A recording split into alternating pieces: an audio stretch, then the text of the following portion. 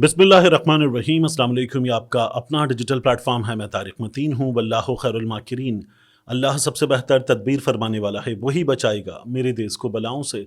जो बारिश में शजर से घोंसला गिरने नहीं देता, क्योंकि उसकी तदबीर तमाम तदाबीर की इमाम है।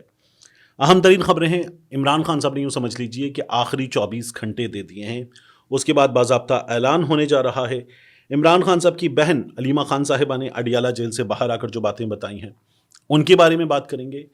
पाकिस्तान तहरीक इंसाफ के कुछ ऐसे रहनुमा जो लो प्रोफाइल में रहते हैं या जिनसे पाकिस्तान तहरीक इंसाफ के बहुत से लोग डिसएग्री करते हैं, सोशल मीडिया पर उनकी बातों को मुकम्मल तौर पर बाय नहीं किया जाता, जो एक्स्ट्रा ऑर्डिनरी वोकल लोग हैं, मगर इस वक्त पाकिस्तान तहरीक इंसाफ के बहुत से लोग उनकी बहुत सी बातों से डिसएग्री करते हैं। उनसे मेरी कुछ बात हुई। ये 3 से 4 लोग हैं और गुज़श्ता 2 से 3 रोज़ में मैंने इनसे कुछ चीज़ें, कुछ सवालात किए, कुछ चीज़ें समझने की कोशिश की, कुछ इनका मौक़िफ़ समझने की कोशिश की। इन्होंने कुछ चीज़ें बताई हैं। ये बहुत तफ़सील के साथ मैं आपके सामने रखूँगा और ये जो आइनी बेंच है इसकी भी बात करेंगे। लेकिन बात शुरू करते हैं। जो पाकिस्तान तहरीक इंसाफ के लोग हैं, इनका क्या कहना है। और ये कहते हैं कि फ़ौज का बहुत नुकसान हो रहा है। क्या है इनका मौक़िफ़, ये मैं आपके सामने रखूँ। सबसे पहले आपसे दरख्वास्त, इस नाचीज़ को सब्सक्राइब कीजिए, घंटी का बटन दबा दीजिए। अब आ जाइए इस बात पर कि ये लोग क्या कहते हैं। पाकिस्तान तहरीक इंसाफ के इन लोगों का, जिनसे मेरी गुज़श्ता 2 से 3 रोज़ में बात होती रही, फ़ोन पर एक आध शख्सियत से मिलकर, कराची में, इस्लामाबाद में, लाहौर में, एक आध शख्सियत मुल्क से बाहर, तो मैं इनसे कुछ सवालात कर रहा हूँ, कुछ चीज़ें समझने की कोशिश कर रहा था इनके मौक़िफ़ के हवाले से। इनका ये कहना है कि हमारे साथ, पाकिस्तान तहरीक इंसाफ के साथ जो इस वक्त हो रही है वो बहुत बुरी है। इक़्तिदार से निकाला गया तब बहुत बुरी हुई, उसके बाद बहुत बुरी हुई, फिर उसके बाद 9 मई हुआ तो इंतहा हो गई। और जब 8 फरवरी था तो हमें ये लगा कि अब चीज़ें बेहतर होंगी, लेकिन 9 फरवरी को फिर नून लीग को वोट पड़े और हमसे हमारा इलेक्शन छीन लिया गया। उनका ये साफ मानना है कि हमसे हमारा इलेक्शन छीनने में काजी फैज़ ईसा, सिकंदर सुल्तान राजा, इस्टेब्लिशमेंट, तीनों का मुकम्मल किरदार है। हमसे ये इलेक्शन छीना गया है। लेकिन अब ये लोग कुछ चीज़ें टोन डाउन करना, कुछ कोर्स करेक्शन, कुछ और चीज़ें, मैं तीनों चारों लोगों की नाम नहीं ले रहा, आप इनमें से बाज़ लोगों को खुद अंडरस्टैंड कर सकते हैं कि किन की बात हो रही है।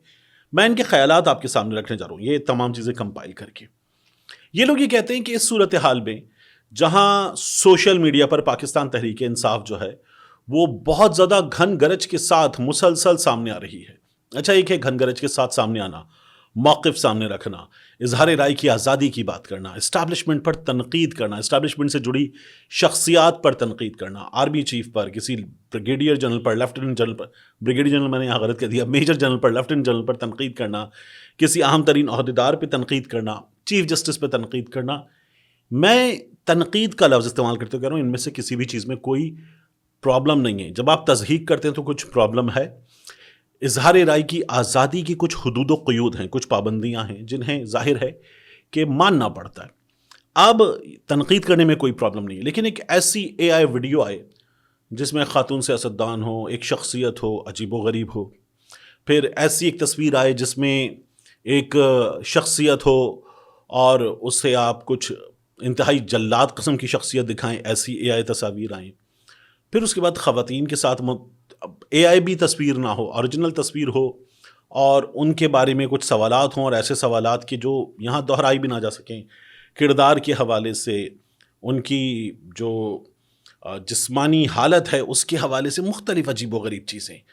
तो अगर ये सब किया जाए तो उनका ये कहना है कि तनक़ीद में प्रॉब्लम नहीं है। लेकिन जब आप ये करेंगे और इसमें भी आप आर्मी के बड़े बड़े लोगों तक जाकर ये भी करेंगे और उसके बाद बाकियों के साथ भी, शहीदों के साथ भी ये सब कुछ करेंगे, तो ये वो चीज़ें जो नहीं करनी चाहिए। वो कहते हैं इसका नुकसान क्या हो रहा है। मैं इसकी मज़ीद डिटेल में नहीं जाता, लेकिन वो कहते हैं इसका नुकसान क्या हो रहा है। 3 तरह के इसके नुकसानात हो रहे हैं और 3 तरह के लोगों को इसके फ़वाइद हैं। 3 तरह के नुकसानात क्या हैं?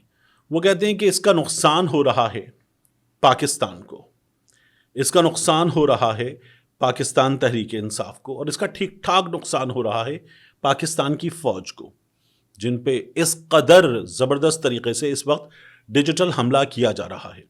मैंने इन तमाम लोगों से ये कहा कि, लेकिन मैंने कहा एट द सेम टाइम لوگوں کے گھر توڑے گئے، ڈیرے توڑے گئے، بچے غائب کیے گئے، غائب کر کے اٹھائے گئے، اٹھا کے مارا پیٹا گیا، آڈیوز ویڈیوز آئیں، گواہیاں آئیں، یہ سب کچھ بھی انہوں نے کہا بالکل ہوا اور یہ نہیں ہونا چاہیے تھا، اس کی کوئی جسٹیفیکیشن ہو ہی نہیں سکتی۔ یہ قانون نافذ کرنے والے مختلف اداروں کے، میں کہہ رہا ہوں مختلف اداروں کے اہلکاروں نے کیا، ان کا کہنا ہے کہ اس کی کوئی جسٹیفیکیشن نہیں ہو سکتی، غلط ہے غلط ہے غلط ہے۔ لیکن کیا وہ جو اے آئی امیجز بنا کے اگر خواتین تک پہنچ جائیں، گھروں کی خواتین تک، تو کیا ٹھیک ہے؟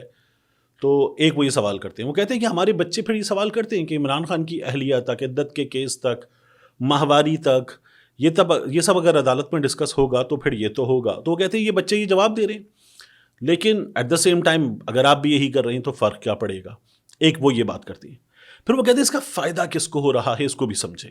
ان کا یہ کہنا ہے کہ اس کا فائدہ ہو رہا ہے اس وقت جو سیپریٹسٹ ہیں ان لوگوں کو، یعنی ایسے لوگ جو علیحدگی پسند ذہن رکھتے ہیں۔ میں نے کہا وہ تو اسپیشلی علیحدگی پسند ذہن رکھنے والے بلوچستان سے جڑے عوامل ہیں، کہ آپ ان کو قرار دے رہے ہیں کہ جو سوشل میڈیا اکاؤنٹس چلا کر بیٹھے ہوئے ہیں؟ انہوں نے کہا بالکل اس کو انویسٹیگیٹ کرا لیا جائے۔ یہ ان میں سے 4 میں سے 2 لوگوں کی رائے تھی۔ ان کا یہ کہنا ہے کہ 2 اس بات سے ایگری نہیں کرتے کہ یہ سیپریٹسٹ ہیں، لیکن ان کا یہ کہنا ہے کہ پھر بھی یہ جو کر رہے ہیں وہ غلط ہے۔ 2 لوگ کہتے ہیں یہ سیپریٹسٹ ہیں، اس کو انویسٹیگیٹ کرا لیا جائے، بلوچستان سے جڑے عناصر ملیں گے آپ کو جو بلوچستان میں تحریکیں چل رہی ہیں، اور وہ یہ کہتے ہیں کہ یہ وہ لوگ ہیں۔ ساتھ میں ان کا یہ کہنا ہے کہ ان کو فائدہ ہو رہا ہے، وہ اپنے مقاصد حاصل کر رہے ہیں سیپریٹسٹ۔ ایک دوسرا ان کا یہ کہنا ہے کہ اس کا فائدہ ہو رہا ہے نون لیگ کو۔ نون لیگ اس تمام لڑائی میں مسلسل بینیفیشری ہے، نون لیگ فائدہ اٹھا رہی ہے، نون لیگ مسلسل اس کی روٹیاں لگی ہوئی ہیں، تو حکومت میں بیٹھی ہوئی نون لیگ کا فائدہ ہے۔ تیسرا وہ یہ کہتے ہیں کہ اس کا فائدہ ہے بیرون ملک موجود کچھ ایسے لوگوں کو جو ڈیجیٹل پبلیکیشن کے ساتھ کسی بھی طرح کی ہو ڈالر چھاپ رہے ہیں اور ٹھیک ٹھاک ڈالر چھاپ رہے ہیں، تو ان کو تو اس وقت مزے لگے ہوئے ہیں، ان کو اس کا فائدہ ہے۔ تو 3 طرح کے فائدے وہ گنواتے ہیں۔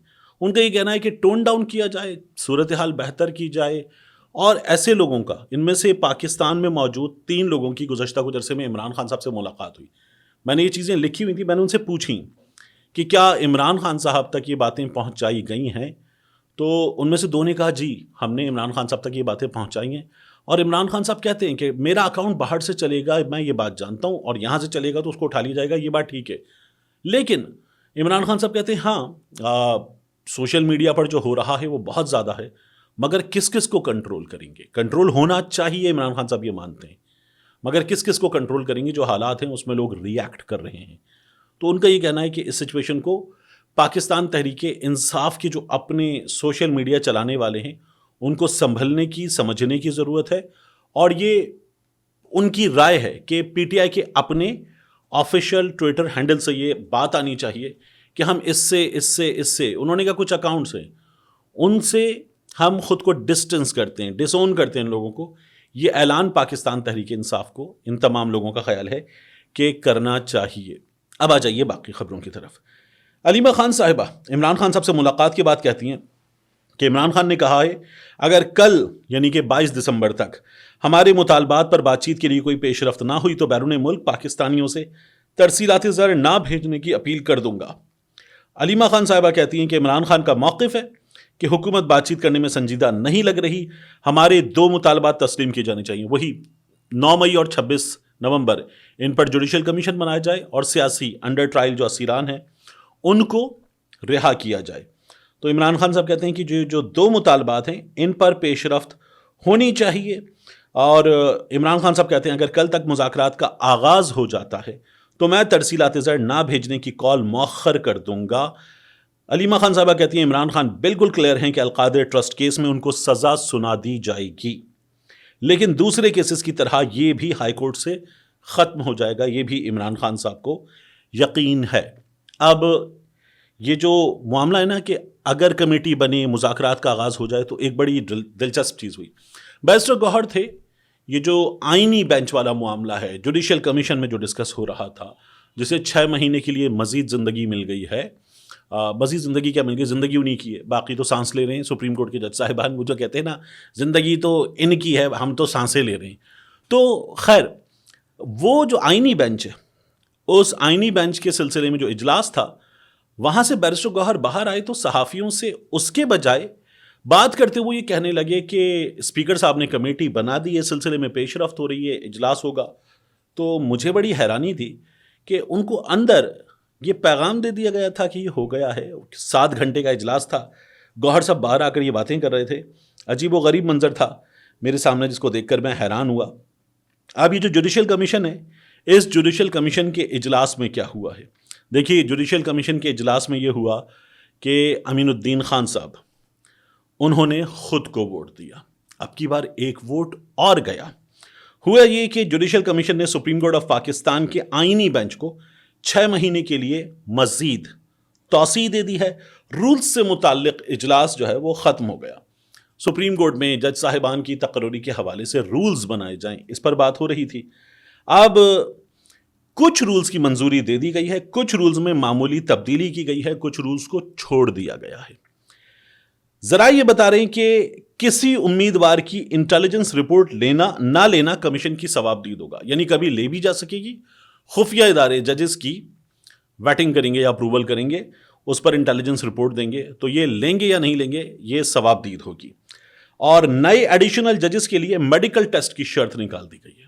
تو جج صاحبان کے حوالے سے یہ تھا کہ میڈیکل ٹیسٹ ہوگا. اب انہوں نے کہا نہیں جی، جج صاحبان بالکل ٹھیک ہوتے ہیں، دماغی طور پر بالکل ٹھیک ہوتے ہیں، کوئی پرابلم نہیں ہے، تو یہ میڈیکل ٹیسٹ کی ضرورت نہیں ہے. جو یہاں تک آیا ہے وہ ظاہر ہے کہ سین ہوگا، یہ رائے دی گئی ہے.